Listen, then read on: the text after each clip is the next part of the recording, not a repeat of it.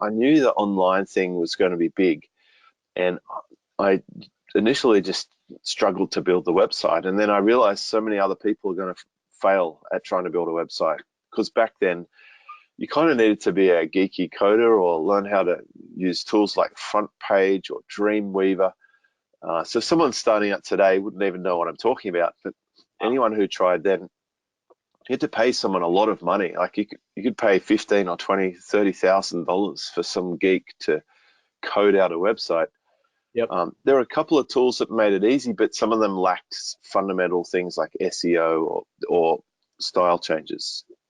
So I found this sort of middle ground, and this tool helped me build the website, and I got really good at it. And I was learning about SEO and copywriting, so I was sort of mashing together skills.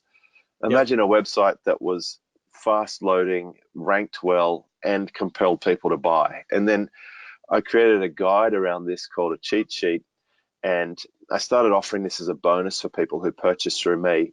And eventually I was making a lot of sales of this software. I was one of the top affiliates in the whole world for this software. And then people were buying my information product, people who already had the software.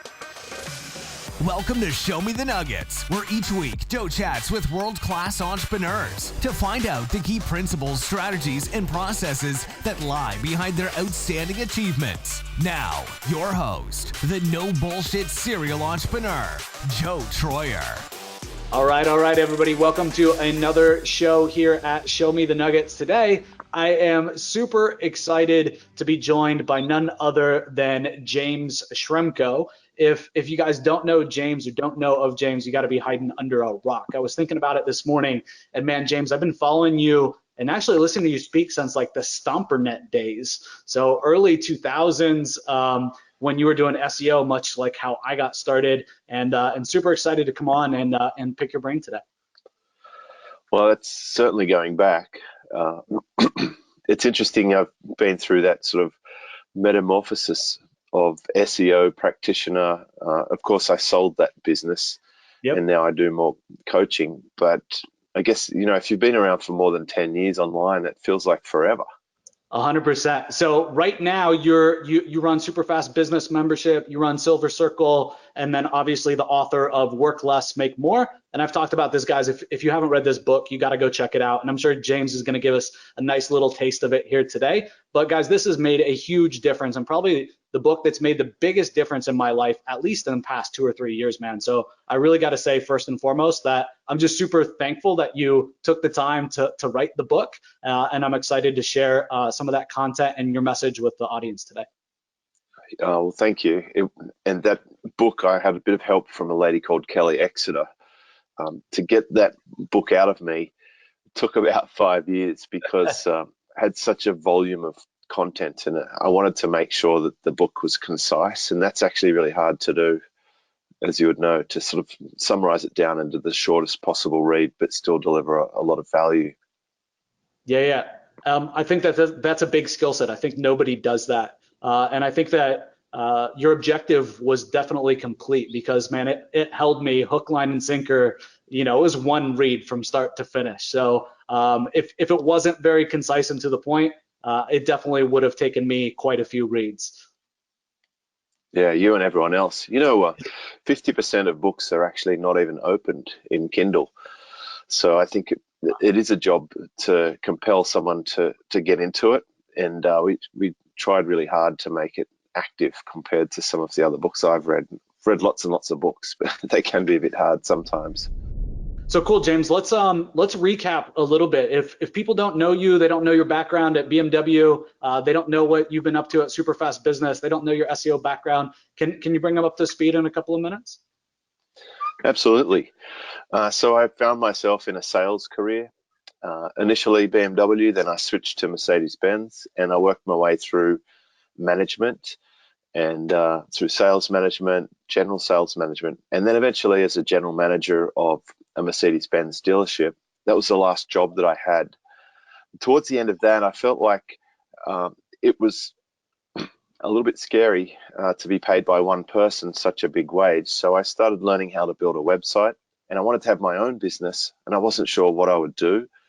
And through a series of struggles, I'll call it, figured out how to build a website, and then I started promoting the website software that I'd used to build the website, and I started affiliate marketing. So I sold this software for commission. Then I created information products to support that, and then I started driving traffic for CPA offers, and eventually other people wanted help to learn how to do it. So then I was doing events, running a workshop, and also I had an online community to support people in between events, and that was a recurring thing, and it's been going now for over 10 years. I started podcasting 10 years ago. I still run live events. In the meantime, I built and sold a website development business, an SEO business, and these days I just sort of tuck in and coach people, generally not people starting out, mostly people who are already in motion, and most definitely people at the very top level in our field. A lot of the popular names that most people would know if they've been online for any number of years. I'm often helping them with their business structure and organizing themselves and packaging things, and I'm sure we'll delve into some of those things, just so that they're not becoming a stressed out, overworked maniac for too little pay. And also it sort of helped me attract a few business owners who are happy for me to come in and help them with their business for a small percentage of revenue, and that's sort of my favorite thing to do lately, and that sort of brings us up to the current mode.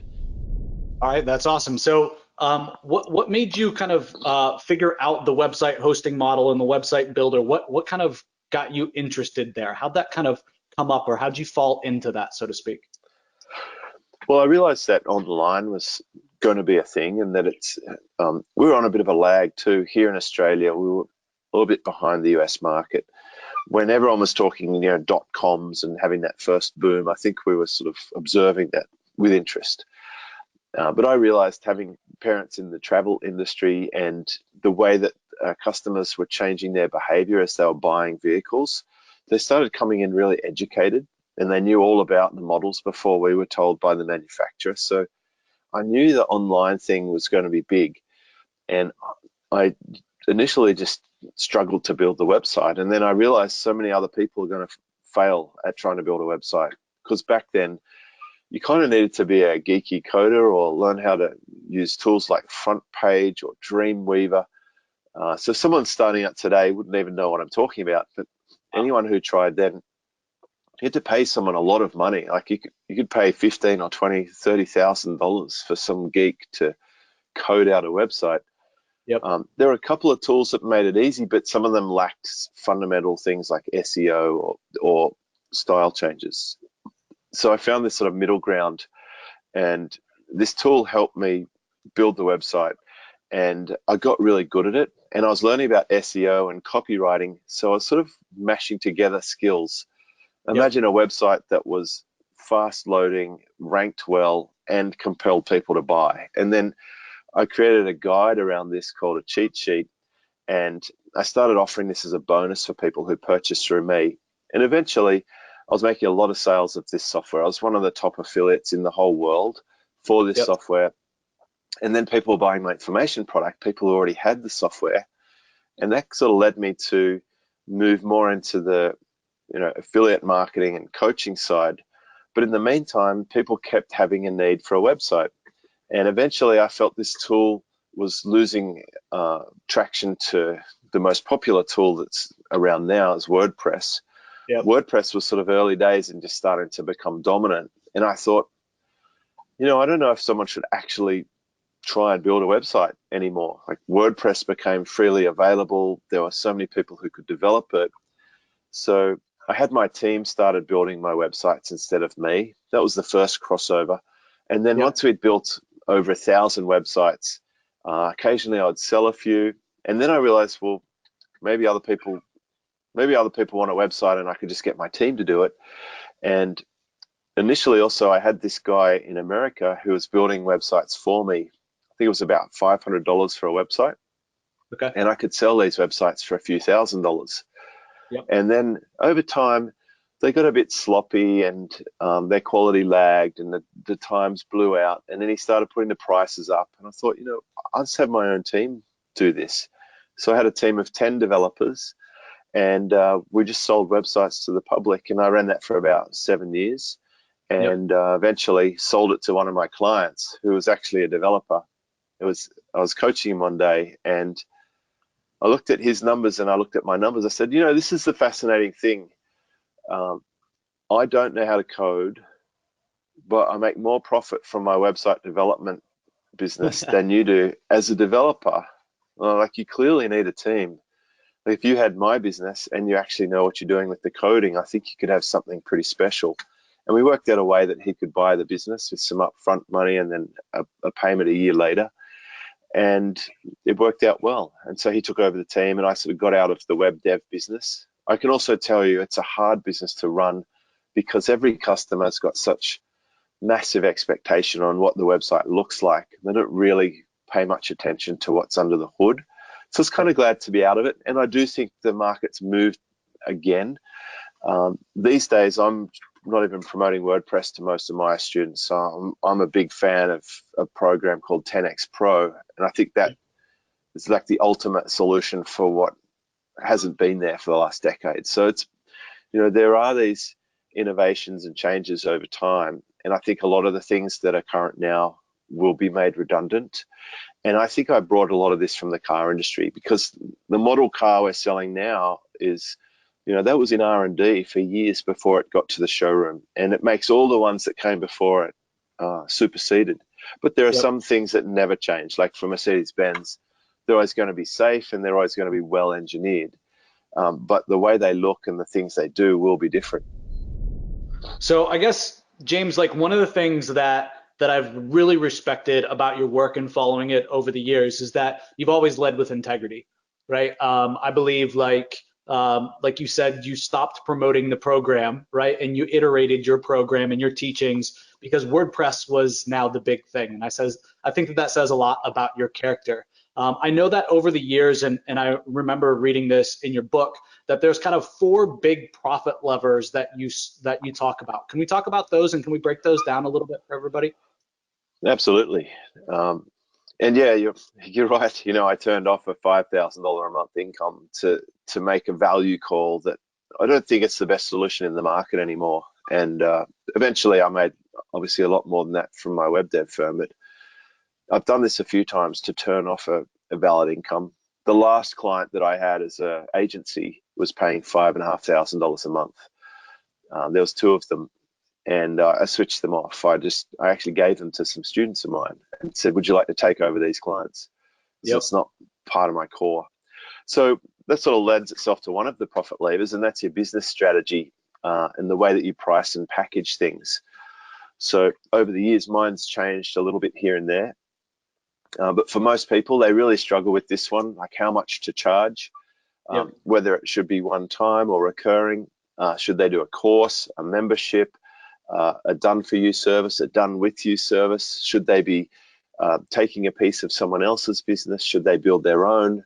Should they acquire something? Should they be acquired? So this is a huge topic, and I've spent a lot of time and effort learning about research, and especially develop the recurring subscription model. That's probably my favorite. So that's one of the 4 levers is what's that vehicle in the market that you're going to be bringing the money in? Is it efficient for you, and does it get you the results you want, make you happy? Do you want me to share the others, or dig into each one? I think that's a biggie too, being happy, right? And that, from your book, I was in a place of working way too hard, probably not making near enough, had built a business that was growing very fast, but the profits weren't growing very fast. It was, if anything, kind of sliding, and I was, not loving life, so to speak. So could you maybe would now maybe be a good time, James, to talk about EHR and that first principle? Yeah, well, that kind of lends itself to one of the other levers, and that's like self-effectiveness. So an exercise that I have people do is I have them track where their time's going, and we work out what each hour is worth. Most employees Even someone working at McDonald's could actually tell you their hourly wage. It's published in the news all the time, the minimum wage. Most employees know it, but most entrepreneurs wouldn't be able to tell you their hourly rate. So effectively, it's the amount of profit that you make divided by the number of hours you're working. So it's not your revenue, as you've explained. Sometimes you can have a big revenue, but all the money goes back out. You end up with not that much profit, and then you have to divide that by the number of hours you work. And it's quite feasible. Someone brings in $10,000 a month in revenue, but then they pay back out in costs $9,000. It leaves them $1,000. And if they've worked 100 hours, they've only made $10 an hour. So they probably should be going down to McDonald's instead, and at least they'd get their nights off or the weekends off. So once we work out our effective hourly rate, it's a fantastic way to filter what we should be spending our time on. Because if we can hire someone for less than what our effective hourly rate should be, it's probably a good deal to do that. In the example of the website development, when I switched from building websites myself and acknowledging that I probably don't aspire to be the world's greatest website builder, I could hire developers for a wage, let's call it $4 an hour, $5 an hour or thereabouts, and then I could resell that time for $80 an hour. And you can't sell every hour that you hire someone for generally, unless they're on a contract when you have full-time people. But if they could work one in every 2 hours, you get a really good profit margin, or even half the time that they're hired. For sure. You can still make a profit. So it's a matter of getting someone else to do the stuff that you shouldn't be doing or that's a low value. And then it also helps you, even if you are doing good stuff, maybe you have a few different business models, and maybe one of your business models is far more profitable than the others, but you never realized it because you didn't break it down by business category. So this is a really helpful tool. You can even apply it for your own team members. I've helped my team members lift their effectiveness by giving them tools like subscription software, for example, that will automatically transcribe our podcasts, and then they just clean it up. So now they could get a lot more of them done in the same amount of time. 100%. Yeah, I never actually thought about looking at the EHR with different business models. I really like that takeaway, and that was after reading the book and going through your training. So that was a nice little nugget right there. Okay, great. So then what are the other big levers, so to speak, James? So we've touched on the self-effectiveness there. Yep. I'm often helping people, get back to being happy and to having fun, and putting time blocks around where they're actually going to do their work, and what kind of business they want and what drives them. So that's a huge one, because I think your business will reflect the owner to some extent. Sure. So if you've got the business, we've done the strategy. Other things to think about are the way that you sell, because the selling is still a component of online business. You need to take someone, identify who the right person is, whose problem you can solve, to let them know you exist, to get them to raise their hand and be interested, to have them purchase from you, have them repurchase. So sales and conversions is always going to be a solid topic. And there's also so many ways you can do it, whether it's a sales page, written text, videos, webinars, in-person, telephone sales, live chat, messenger bots, the works. So that's a big topic. And then the last part, of course, is if you've got the right business and you're selling and you're having a good life, you will need to build in team and get some scale. So there are certain things that happen when you go from being just you to having an actual business with a team.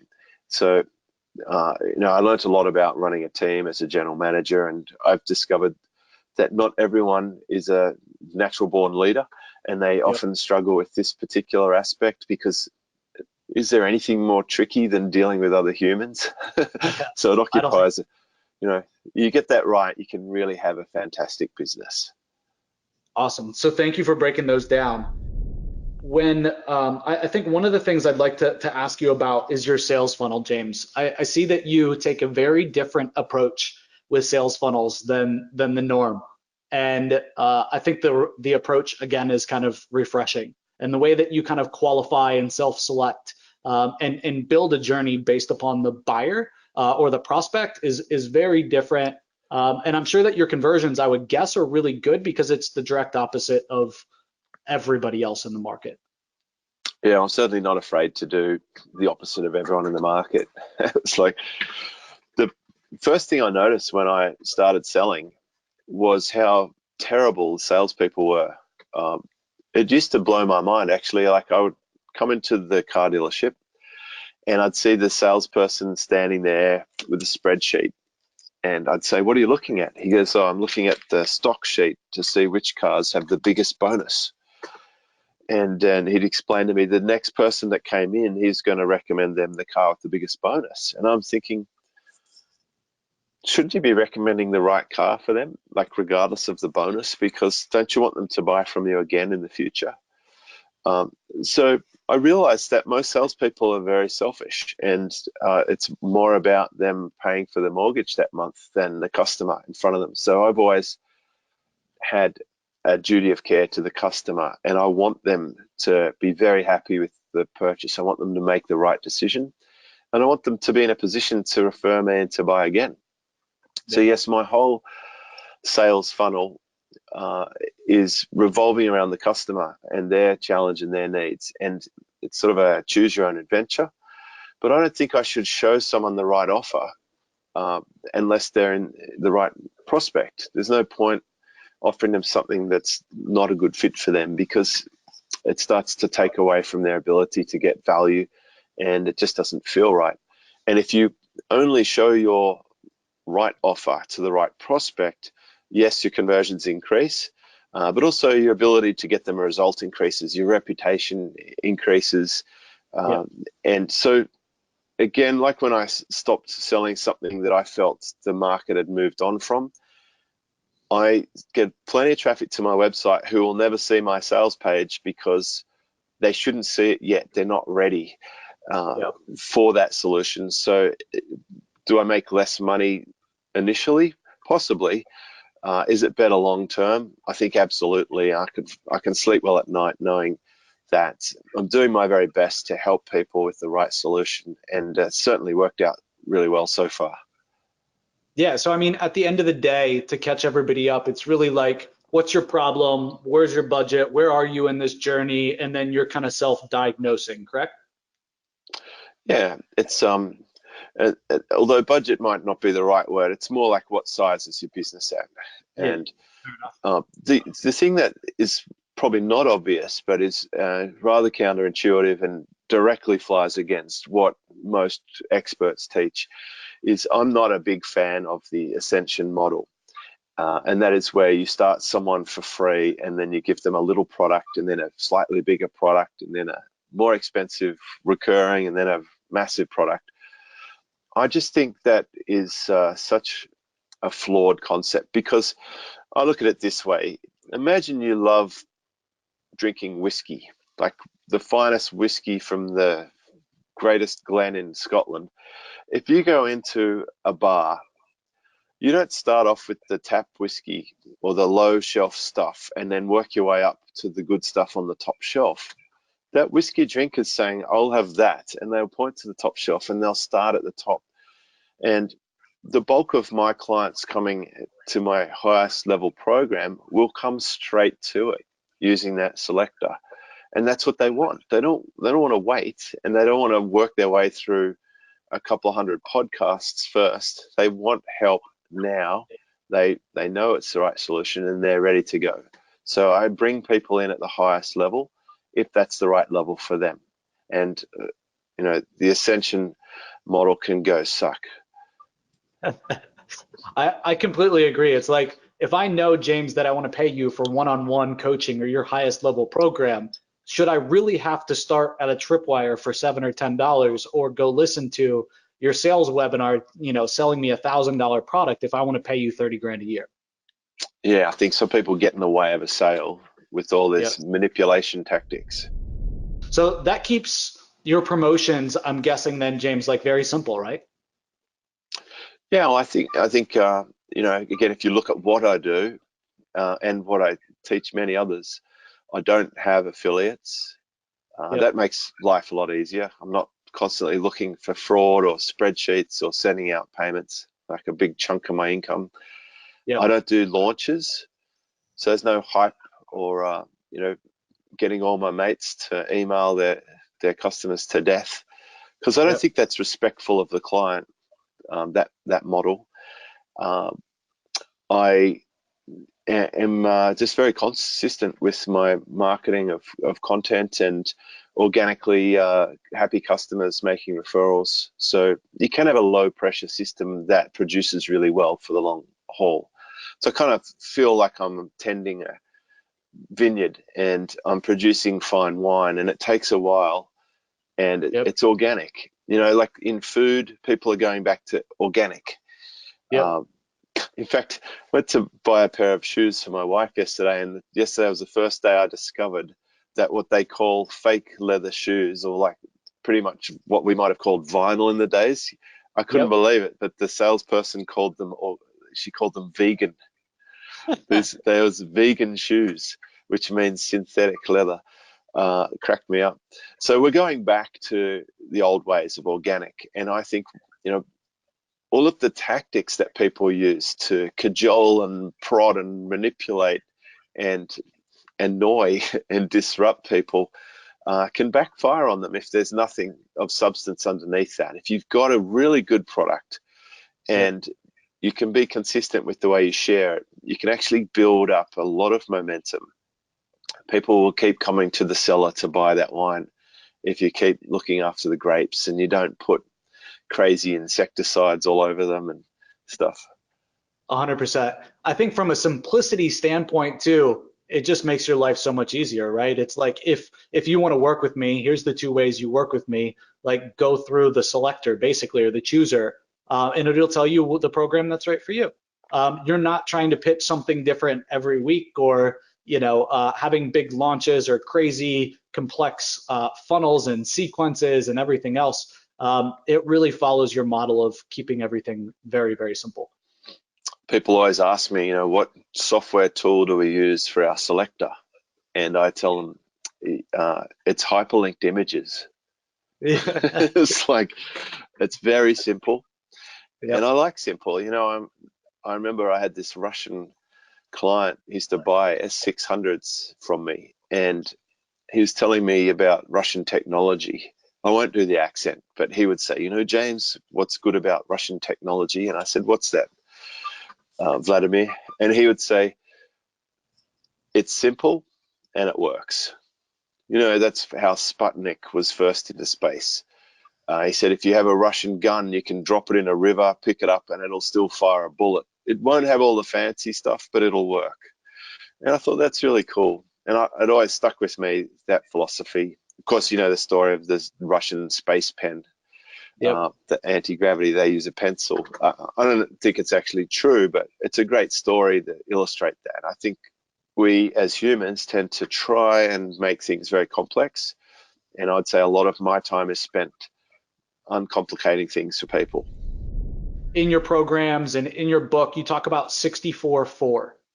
Can you kind of break down that? I think that fits right into what you're talking about right now. And then I'd love to get your thoughts, James, on the 64-4 of the team and the scale, kind of that last piece.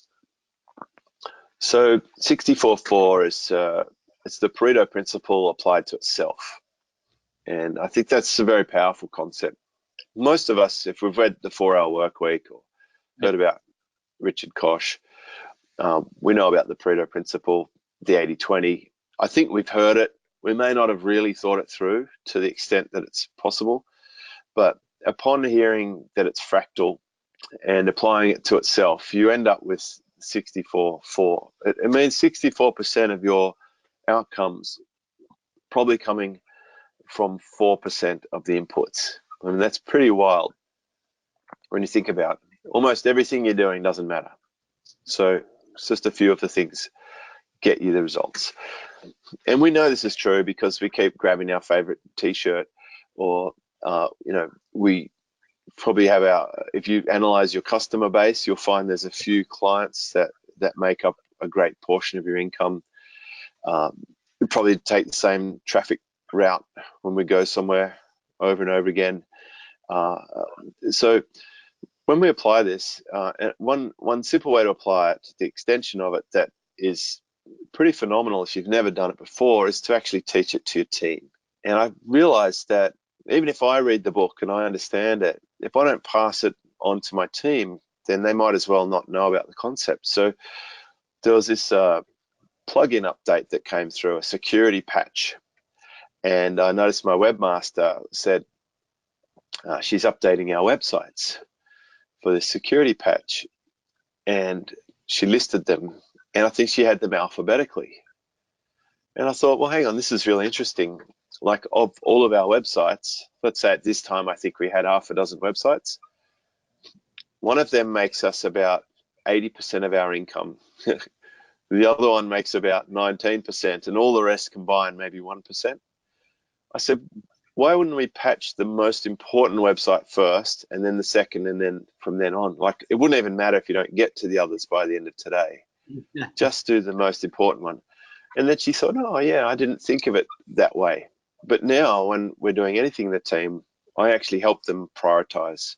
Often they'll send me something and they'll take a guess at which one's the most important. But as a leader, I will often share with them when we're having a meeting each week or when we get together. I'll say, look, here's where we're at. Here's what's on now. And this is the priority. If nothing else happened, I'd like this one thing to be done. Everything else from there is secondary to that primary objective. And if we do get that done, then we should attack these in these orders. And everyone agrees on that. That way, we're always loading our effort to where it needs to be applied, and we're not wasting anything. In fact, we've even got what we call an infinity project, which is like a surplus project. If we run out of all the activities, if we complete everything on our list, this is something they could do forever, to infinity. They can work on our project that is technically open-ended. It can never be finished. So I love the idea of an infinity project, James. I'm curious, like, how do you come up with a vision big enough to have a project that is never finished? It's quite simple, really. You could have a content-based website on a particular topic that, there's no limit on the number of pages, and the monetization for that. I'm sort of inspired by Formula One racing. When they put on their brakes, they actually store energy back to go back into the engine. It's called KERS. So it's an energy retrieval system. So if they keep posting to our content site, we can make more revenue from the advertisements around that site. So the bigger the site and the more SEO friendly the topic is, the more money we make.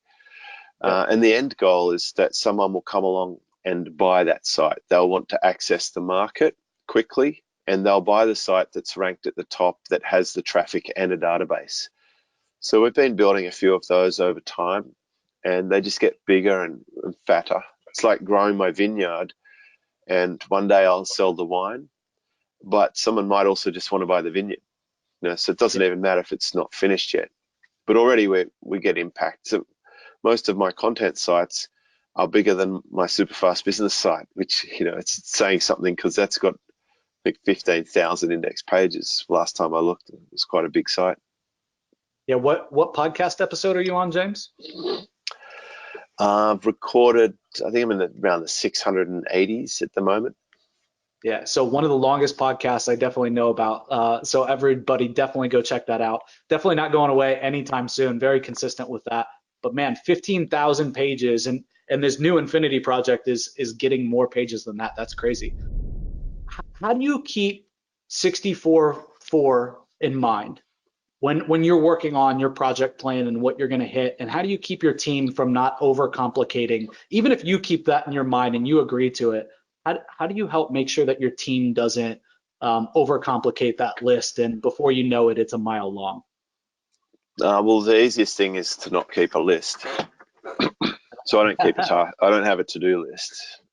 Okay. That makes life simple for me. So my 64.4 is whatever's in my scheduler. If it's in my scheduler, then it'll happen, like this call. I'll turn up, it'll be done. it's not going to sit on a list. So for my team, it's very similar. Like with a weekly meeting, which takes about 15 minutes, it's very easy to get visibility on where we're moving with our projects. I'd like to just give very few projects out too. I actually won't give them a project unless they've made significant progress with the one they're on now. But because we don't have client-facing work, we're mostly an internal business now. We're just a publishing. We get a daily report of the key metrics that indicate the health of our business. We have lead metrics and lag metrics. So we're able to tell if the right things are happening. For example, the podcasts you mentioned, we send out 2 a week, and those podcasts stimulate page views and they stimulate emails sent, and they will lead to people seeing a call to action that will help them go through the chooser, and some will become customers. And so if we keep doing the podcast, then we know the business will take care of itself. So I'd say a lot of people have very steady tasks in our business. We've already identified where the action is. And right now, my team are skilling up on social media marketing and video marketing because we think that's where we need to go a bit deeper. And we've got a lot of content to work with. And by improving the way we do our social marketing, we should be able to improve our business because we're really good with emails. We're really good with support. Our product's in line with the market. Our sales pages are great. Our design's great. Our SEO is great. So it's just where we're strengthening our team right now, and we're sharing those learning objectives and implementing. So it's one major initiative. Yeah, for sure. That makes sense. You're just not overcomplicating, keeping it simple, just like we've been talking about this whole episode. Yeah, I like simple. So when you look at your book, James, what other strategies or tactics would you share with people? If somebody says, James, like, what's the big idea of your book, or what's the one thing that I should know? What would you tell them? Well, I would question everything. Just why are you doing the things you're doing? Is it because you were told to do it by someone else? Have you given it much thought? Are there other options for you? My favorite sort of things to come back to from the book would be seeing where a recurring subscription model might fit in, because that's it's such a rewarding business model. I would also look for a higher product to put on top of whatever you've got now. That's an easy win because your existing customer base is the easiest market to sell to, and they would probably spend 10 times more if you had a product that was 10 times more. Probably 10% of your audience will buy that. And I would also just have a look at how much time you're spending on social media and how clear you're being with your team in terms of leadership. And and don't chase things like the ascension model or the launch model necessarily. There might be a place for them. Like sometimes, like I've got a client who teaches a particular sporting skill, and I think they have an 8-year course. Wow. And because of the nature of that sport, it does have a step-by-step nature. So the client will need to ascend through 8 separate levels according to particular things that require time to develop. So I can understand that there will be the occasional use for it, but often there's not. All right, one more concept I'd like to break down, James, that we went into detail about, but not great detail. How would you advise someone to create a chooser? I think if people walk away with the message that you've given them so far, they're going to get a ton of value. But I think for most of my customers, they overcomplicate their sales process to like the 100th degree. And you've done such a great job simplifying your sales process. I'd love if you could just break down how somebody could go and implement kind of the chooser system for themselves. Well, I have to give credit to Ryan Levesque for influencing that, because as I was coaching him for a number of years, I got to see the effectiveness of the ask method. And I also went to Texas and I sat in on a high-level workshop that he ran, and I had some of his coaches also had a look, and I did a deep dive survey. So I think that's the easy thing, it's something I do with most of my clients at least a high level, is we'll run a single most important question survey. That's what's their current biggest challenge. Yep. We take those responses, we score them by the longest responses, multiplying ones that are willing to put a contact detail, and then we take only the top 20%, and then we look for the common threads there, look for the 3 to 5 buckets, Ryan calls them, and that will give you a sense of the passion in the market, the words people use, and the top challenges that they're having. And that will usually guide you as to the segments that you might want to put your sales offer into. Now, how deep you go on that's up to you. But I've used it for the homepage. That leads to 4 different challenge types that people generally face, which correlate to the levers we've been talking about. The second step of the business level, that was a chat that I was having with Ryan at breakfast when he came and spoke at my event in Sydney. I said to him, I really want to just destroy the Ascension model here. How do I get people to the right offer, even if it's not on the same site? And that's where Silver Circle, I need to get that member there straight away. So we came up with that solution, and it works really well. And once you know your segments, it helps you with your sales pages. I think I've got 1 sales page. I could go the full extent and have 4, but in the interest of keeping it relatively simple, I stick with 1. However, we've already tagged the prospect on the way through, so when they join my membership, we will only send them the onboarding relating to that challenge. So that if I have 4 things I could talk to them about, I'll only send them 1.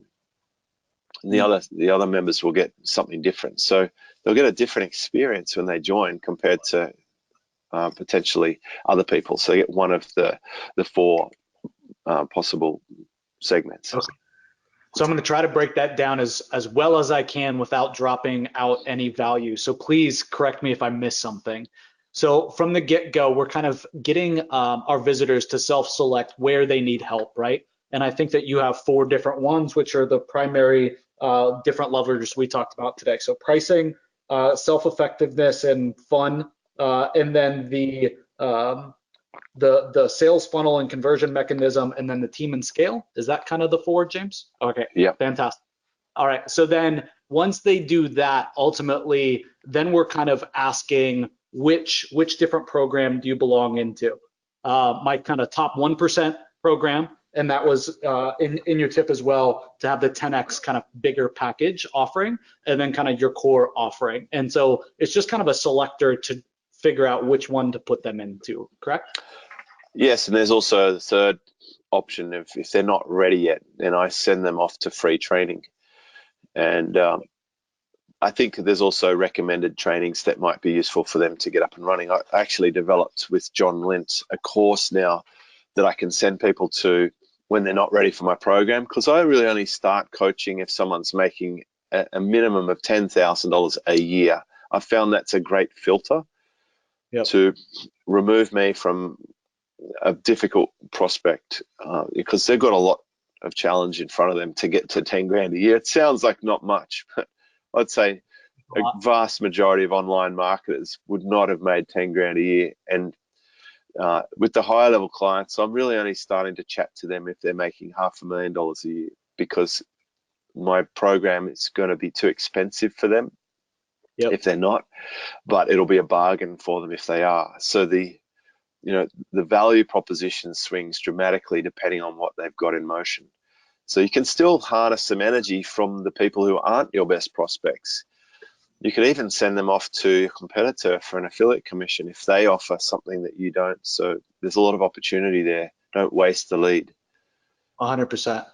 The other thing that you said, James, is you have just a couple of sales pages, right? And then ultimately it's basically, this is my recommendation based upon where you're at and what you told me. And then ultimately, if they do buy, the last piece of genius that you said there was that you customize kind of their onboarding experience. So I'm assuming if they say that they have a big problem with profit lever number 1 in the onboarding sequence, first email or first week, you're saying this is the content that you need to consume. Correct. Yeah, we send them. We've actually split our delivery into the 4 sections, and we've summarized the key trainings in each section. So they'll be sent to that, just one. That's beautiful. Yeah, that's fantastic, because you want to make sure that they have a great experience no matter what bucket they kind of fall in. And that I've definitely noticed that with different clients and different programs that I have, is we're often not segmenting that the best. And some people have a great experience and other people don't. And it's really based upon how I've laid out the members area or the training. And I haven't done the best job of navigating somebody to the section that will do best for them. Yeah, well, it's an easy win then for improving the back-end thing, because we've all had an experience where we bought something and then straight after purchase, we feel like we've forgotten about and the seller is off to the next thing. And I'd say that's probably rife in the online community.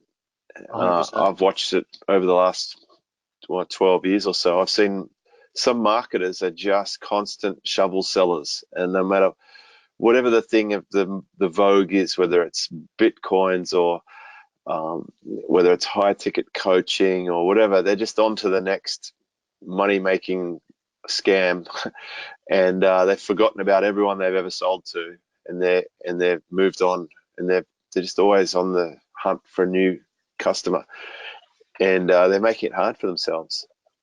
100%. Yeah. Pitch, always nonstop.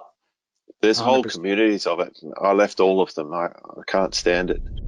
So last but not least, definitely going to leave in the link to your book in the show notes. Definitely my favorite book, as I said, probably the last 2 or 3 years. But I would love to get some feedback from you, James. Like, what's the book that's left the biggest impact on your business, like when, or on your life, when you look at like direct correlation, not like that book was good and it gave me a little bit of theory that maybe one day I'll use, right? If you look at like pure impact that a book has made on your life, what would that book be and why?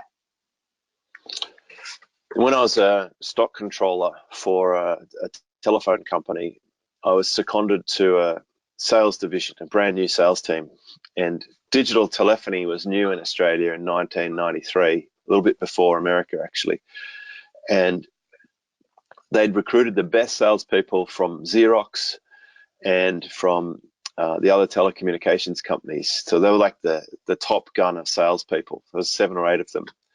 Okay. And they were fascinating humans. So I thought, this was interesting. I was more of an accountant, credit controller type person. And they were all using a methodology that was popular at Xerox that was taught by Neil Rackham, called spin selling. And that book was their core training, and they taught on that methodology. And yep. I couldn't help but be sort of sucked into the vortex of that idea. And along with other things, some Brian Tracy cassettes and a Tom Hopkins book, I'd have to say that spin selling was the most important book that I've read in terms of dollars made, because it gave me a methodology that I still use today, even though it's so deeply subconscious in the way that I operate. But I love it because it's customer focused. It teaches you more about investigation and problem solving rather than 57 tricky closing phrases you can say to win a customer. So I love the ethos of it. I like the research that was behind it. There's not been anything like it since, except for the Challenger method, which is the forward is written by Neil Rackham, because it's fully researched. But that was a massive thing for me to read, and I took that methodology to Mercedes-Benz and just dominated with it. I was the top selling salesperson in Australia for both BMW and Mercedes-Benz, and I'd say that book was a big part of it because it was a new concept for people. Wonderful. What was the Challenger method that you mentioned? I've obviously heard of spin selling. I've read it. It's been a while. I'll definitely revisit it. But what was the Challenger method that you mentioned? It's a newer book. It's also backed on research. They found that one type of salesperson sells about 4 times more than others, and it's the one that challenges the prospect. So it's not dissimilar to a spin selling method where you are probing and asking. And I certainly would say that about myself. I can challenge people of the different voices that people have. I'm probably more of a prophet than others. So I would say that I've always not accepted the typical stereotypical sales role that we think it's supposed to be, or the wah push.